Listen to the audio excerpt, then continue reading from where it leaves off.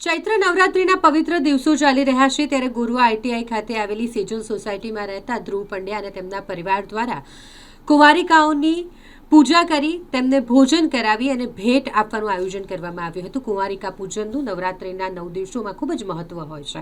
ખાસ કરીને ચૈત્ર નવરાત્રિ હોય ત્યારે કુંવારિકા પૂજનનું મહત્વ વધારે હોય ત્યારે ધ્રુવ પંડ્યા અને તેમના પરિવાર દ્વારા તમામ જે કુંવારિકા છે તેમની પૂજા કરવામાં આવી, તેમને ભેટ અર્પણ કરવામાં આવી અને સાથે જ તેમને ભોજન પીરસવામાં આવ્યું. સાથે 2 બટુક બ્રાહ્મણોને પણ ભોજન આપવામાં આવ્યું હતું.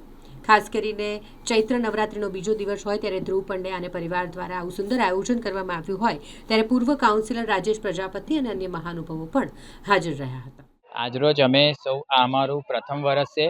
અમે સૌપ્રથમ પહેલા વર્ષે જ અમે 21 છોકરીઓને અને 2 બટુક એમ કરીને 23 લોકોને અમે ભોજન કરાવ્યું છે અને ગિફ્ટ આપી છે. કારણ કે ચૈત્રી નવરાત્રિનું બહુ મહત્ત્વ ગણાય છે આપણા ગુજરાતીઓમાં.